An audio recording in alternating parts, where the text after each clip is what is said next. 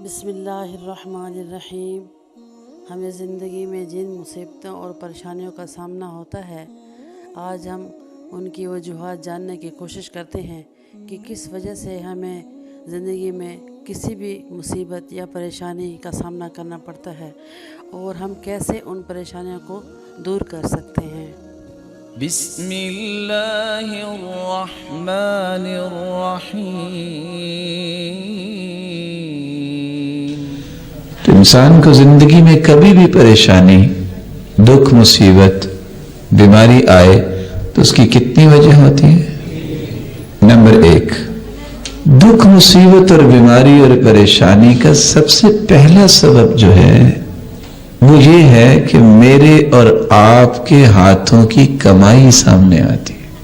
گناہ کر بیٹھے، غلطی ہو گئی، بھول ہو گئی، سستی ہو گئی، اللہ تعالیٰ کی نافرمانی ہو گئی، تو اس گناہ کی شامت پڑتی ہے، اس کی نحوست پڑتی ہے دکھ کی شکل میں، مصیبت کی شکل میں، بیماری کی شکل میں، پریشانی کی شکل میں۔ اللہ عز و جلال قرآن مجید میں فرماتے ہیں وَمَا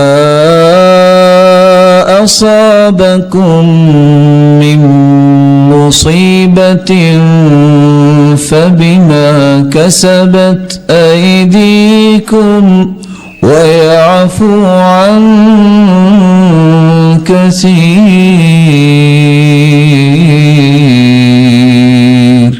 جب بھی تمہیں کوئی مصیبت آتی ہے تو تمہارے ہاتھوں کی کمائی ہے، اور ساتھ کتنی خوبصورت بات اللہ تعالیٰ نے کہہ دی وَيَعْفُو عَن كَثِيرٍ۔ حالانکہ اکثر اللہ معاف کر دیتے ہیں، پکڑتے نہیں ہیں، یہ کبھی کبھی بس جھنجھوڑتے ہیں۔ ایک بندے کی کیپیسٹی یہ ہے کہ وہ 2 روٹیاں کھائے گا، اگر اس کو نہیں سمجھ آئی وہ 6 روٹیاں کھا لے تو کیا بنے گا، کیا ہوگا؟ اب ہاسپٹل میں پہنچا ہے، فوڈ پوائزنگ ہو گئی ہے، تو نہ وہ کچر پچر کھائے، اپنی خوراک کا خیال رکھے۔ ایک بندے نے چوری کر لی ہے، اللہ نہ کرے، اس پہ پابندی لگ گئی ہے کہ فیصل ٹاؤن نہیں آنا، فیصل ٹاؤن والوں کا تو کوئی گناہ نہیں، یہ چوری نہ کرتا، نہ پابندی لگتی۔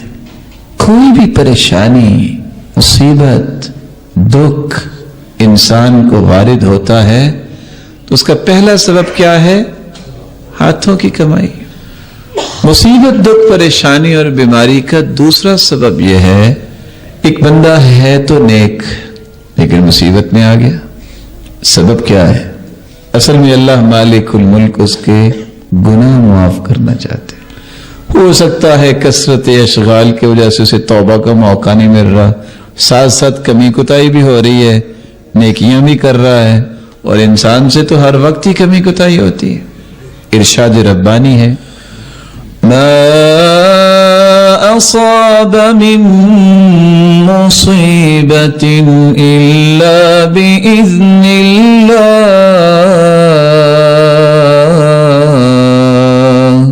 ومن يؤمن بالله يهد قلبه والله بكل شيء عليم۔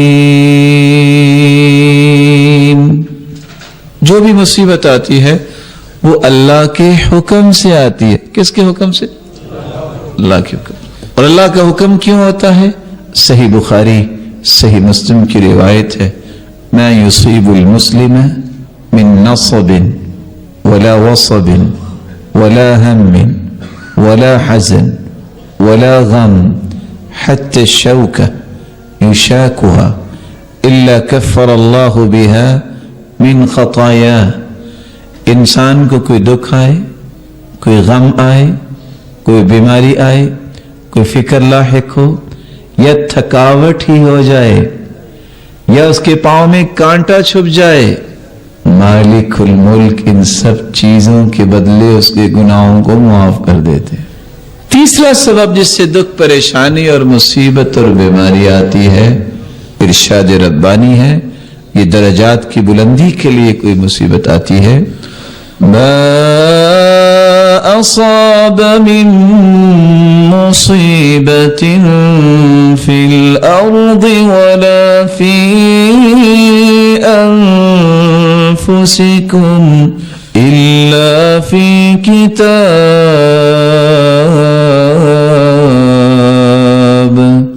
من قبل أن نبرأها إن ذلك على الله يسير.